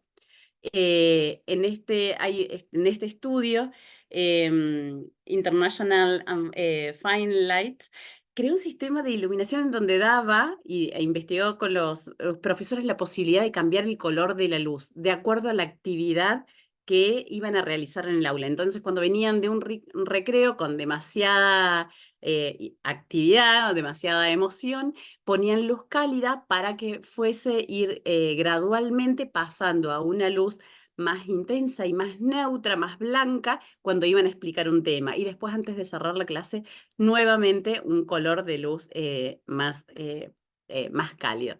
Así que bueno, herramientas tomadas de otra manera, basadas en evidencia científica para mejorar los propósitos que queremos dentro del diseño de un aula. Y bueno, muchas gracias.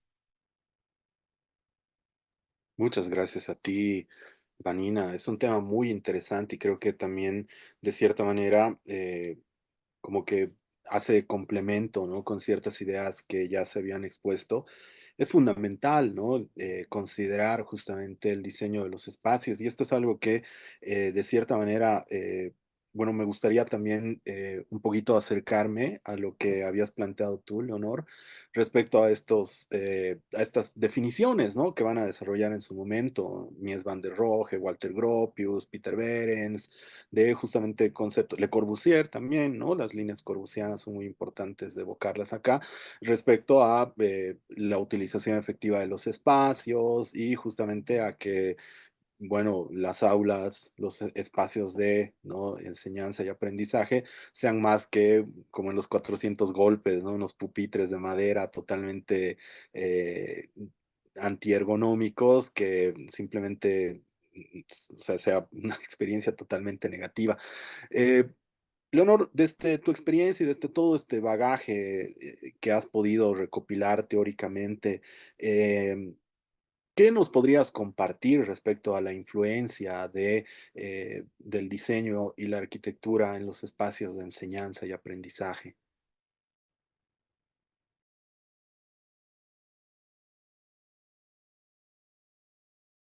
Estás con el micrófono apagado, Leonor. Bueno, para mí el espacio de aprendizaje tiene que tener, como decía Vanina, la capacidad de ser flexible.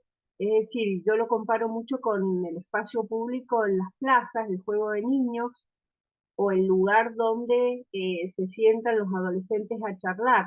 No solamente es importante tener buenas condiciones de confort, iluminación natural, en este caso obviamente en el espacio público no hay problema, pero también confort, por supuesto, la temperatura corporal, las brisas, etcétera, pero sí favorecer el intercambio, lo cual no es sencillo porque en un espacio público puede haber siempre intercambio, pero en un aula es como que hay que direccionar muy bien el espacio cuando hay que aprender y enseñar, mantener cierta disciplina y cuando es más recreativo.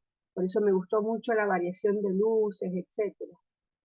Yo creo que, bueno, se está empezando a analizar, como en Times Square también me gustó mucho la presentación, el intercambio, cómo valorarlo desde la neuroarquitectura, desde la sociología, la psicología. Creo que es un tema que da muchísimo para estudiar. Definitivamente, es un tema muy amplio y muy extenso y justamente ahí es donde también han participado, ¿no? Ricardo junto con Javiera y Aline, ¿no? Y hemos encontrado puntos en común entre las propuestas, ¿no? Que habían desarrollado, ¿no? El equipo que había expuesto primero, ¿no? Sobre esta experiencia en Chile y bueno, un poquito también nos gustaría escuchar, ¿no? Desde su perspectiva, no sé si nos están siguiendo, para poder un poquito intercambiar percepciones. Sí, bueno, muy interesantes todas las presentaciones. Ha sido muy entretenido tener esta oportunidad, además de contrastar visiones sobre el diseño y sus disciplinas afines entre distintos países, pero que tenemos igual eh, un- una, una raíz común, ¿no es cierto? En el convivir y en el habitar la ciudad, como hemos visto, y de alguna manera, y eso me ha gustado mucho de todo lo que he visto, mantener el diseño como una herramienta no solo de, de transmisión de información o de carácter persuasivo, sino como una herramienta que también responda a necesidades sociales sentidas. Y en ese sentido quería hacer una pregunta. ¿Es posible a una participante? Claro, Ricardo, adelante. No sé si estará todavía ahí Ángela, de la colega de Colombia. Sí, hola. Hola, hola. Mira, me gustó mucho tu proyecto, fue muy interesante esta interacción con un segmento social postergado, amenazado en su hábitat. Y fue muy entretenido escuchar todo este desarrollo de una estrategia para poder colaborar con ellos. Me gustaría saber desde el área del diseño, desde la ribera del diseño gráfico puro. Yo sé que no es tu disciplina esencial, pero me imagino que trabajaste con diseñadores o diseñadoras, y me gustaría saber de qué manera recogieron su identidad visual, su iconografía, de qué manera se reflejó toda esta, toda esta dinámica de interacción que hicieron con ellos después en objetos que representaban o transmitían de alguna manera su identidad. Precisamente alrededor del diseño, recuerdo que al leer a Barranquero sobre la educomunicación, él decía que no importaban los modos ni los medios, ¿no? Que buscaba la misma comunidad cuando ella era la que, que creaba su propia campaña. Alrededor del diseño no hay como unos diseños súper elaborados sobre lo que fue la campaña, porque era un resumen de lo que hacían los jóvenes en el salón de clase o los mismos líderes que no tenían conocimiento de diseño, pero que al final creaban piezas que llamaban la atención. Entonces, por ejemplo, hicieron camisetas o eslogans, el agua vale más que el oro. Y eso lo replicaban continuamente, el mensaje, el agua vale más que el oro en sus diferentes partes. Pero hay una actividad bien importante que llamaron a un profesional a un pintor profesional o un grupo que pintaba profesionalmente y los invitaron a una vereda y en esa vereda había una casa. Esa casa era usada como para rayarla, o sea, rayaban lo que pudieran, los jóvenes como hicieran. Y en esa casa decidieron hacer un mural y llevaron a la gente a que sean ellos mismos los que pinten y que propongan que iban a pintar. Entonces ellos fueron pintando el mural, no solo los profesionales, sino también la comunidad. Esas fueron como una de las actividades. Hay en internet, creo que existe una página, pues uno busca San Lorenzo, Consulta Popular Legítima del 2018, ahí hay como unas imágenes, pero hay una cuenta de Facebook que se llama Colectivo Campesino, a ver, Semillas de Vida Colectivo Campesino.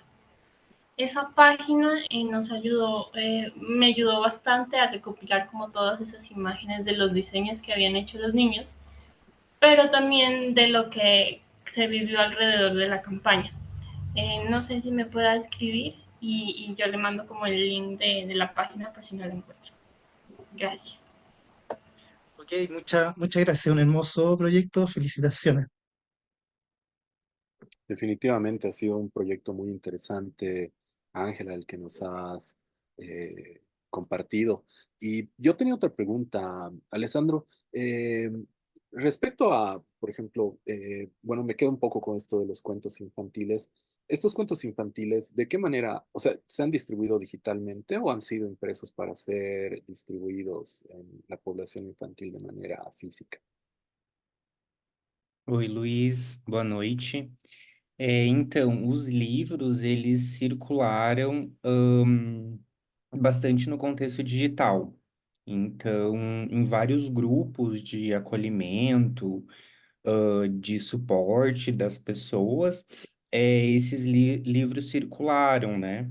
E ali eu coloquei 3, mas existem outros, né, além daqueles que eu citei, e sempre com esse objetivo, né, de levar essa literatura infantil, por meio de imagens, por meio de frases, por meio de histórias, e acolher essas crianças, porque elas estavam, né, impactadas, e aí a gente visualiza esse potencial do design contribuindo para isso, né? Contribuindo nesse acolhimento frente a esse desastre que, enfim, afetou muitas famílias, né?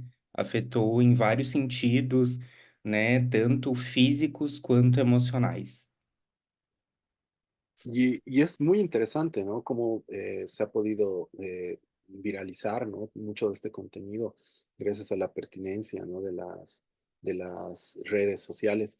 Y ahí va mi segunda pregunta, Alessandro.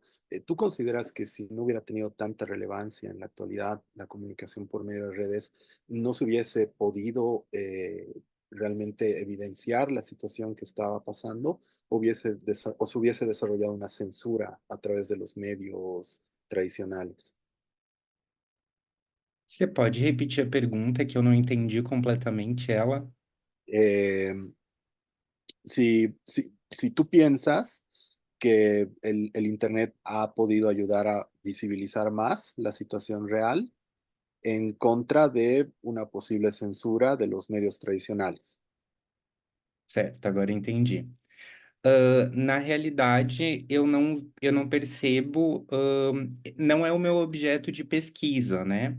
Mas dentro do programa aqui de pós-graduação em comunicação, eu tenho vários colegas que pesquisam principalmente desinformação e fake news. Então, teve muita influência, não a censura, mas as fake news compartilhadas pelas redes sociais digitais. Então, desde doações, né, que essas doações não estavam chegando às famílias que estavam precisando, né, fake news nesse sentido, muitas fake news em relação a partidos políticos de esquerda e de direita, né, agora nós estamos vivendo um partido mais alinhado à esquerda, então muitas tentativas de cooptar a narrativa pública em relação à tragédia, com esse viés político. Então, não diria censura, mas diria uma grande influência em termos de fake news e desinformação sobre o que estava acontecendo. Muchas gracias, Alessandro. Y bueno, ya estamos acercándonos al final, al cierre. Y bueno, me gustaría, Mónica, consultarte, ¿no? Si también se ha podido pensar en productos de diseño, digamos, muy aparte, digamos, de justamente las necesidades de las personas con discapacidad, que puedan también, o sea, comunicacionales, ¿no? Sino que también puedan acercarse a productos de entretenimiento. No sé si han podido acercarse a eso mediante el diseño. Bueno, sí han habido ya otras investigaciones. Yo no lo comenté, pero soy antropóloga social y soy diseñadora gráfica. Entonces, hemos estado trabajando también con distintos, por ejemplo, con urbanistas, con arquitectos y con diseñadores industriales en la revisión de algunos prototipos para distintos enfoques. Por ejemplo, en uno de ellos se dio seguimiento, por ejemplo, en el desarrollo de la comunicación también en cuanto a la ciudad. Y se fue dando como un listado de los aspectos más importantes que se dan, porque no todo lo que nosotros, digamos, identificamos como discapacidad, pues tiene solamente una línea, ¿no? Hay distintas líneas en este sentido. En cuanto a objetos, en cuanto a algunos prototipos, bueno, pues te digo, se han dado, sobre todo más que la generación de ello, más bien relacionado hacia el enfoque de datos para hacer investigación. Entonces, bueno, son distintos los aspectos que se vinculan con ello. Y creo que una de las fortalezas que tiene, y sobre todo, bueno, también en este tipo de foros, es la multidisciplina, porque nos permite estar viendo los distintos puntos de vista de cada una de las disciplinas y finalmente eh, enfocarlas a estos proyectos conjuntos. Por ahora, como comentaba, el proyecto inició en enero, entonces estamos en una primera etapa y se va a ir desarrollando poco a poco, ¿no?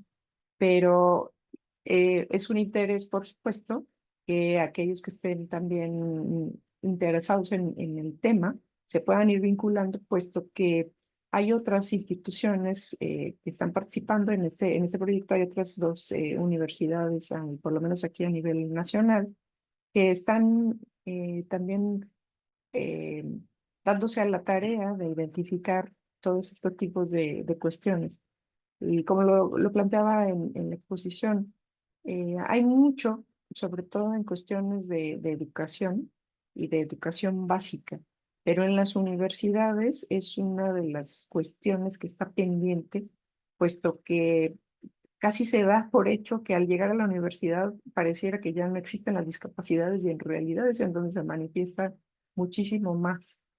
Y creo que pues ha venido, digamos, haciéndose de forma muy lenta esto que nosotros como diseñadores tendríamos que haber hecho desde hace muchos años, el asunto del diseño universal, que en teoría todos lo aplicamos, pero que en la realidad, que eso es justamente lo que estamos tratando de comprobar, queda mucho todavía por hacer. Entonces creo que vale la pena cuando se suman los distintos espacios, porque las investigaciones, bueno, pues siempre van todas tomadas de la mano, ¿no? Entonces, bueno, esto es particularmente lo que sucede en Aguascalientes. Habría que ver qué pasa en otras ciudades, habría que ver qué pasa en otros países y con ello, pues tener ya una visión mucho más holística de todo esto que se va desarrollando. Genial, muchas gracias, Mónica. Ha sido una sesión de mucho intercambio intelectual, académico, que nos ha podido enriquecer mucho a todos los asistentes. Agradecer, nos hemos podido encontrar prácticamente en todas las latitudes del continente. Muchas gracias por compartir todo su conocimiento y todas estas ganas, ¿no? De justamente seguir, ¿no? Desarrollando la labor académica, científica desde el diseño. Les doy nuevamente las gracias por haber participado, por haber compartido todo su conocimiento con nosotros en nombre de la Universidad de Palermo. Muchas gracias, les deseo mucho éxito, mucha suerte y con esto ya estaríamos cerrando. Para mí también ha sido un gusto. Esta es la última jornada. Es mi segundo año. He podido también presentar y moderar mesas. Estoy muy agradecido nuevamente con la oportunidad con la Universidad de Palermo. Y bueno, espero que podamos encontrarnos el año que viene para continuar compartiendo experiencias de enseñanza, investigación y aprendizaje. Les deseo una muy buena tarde a todos, buenas tardes y hasta la próxima. Adiós. Muchas gracias. Adiós.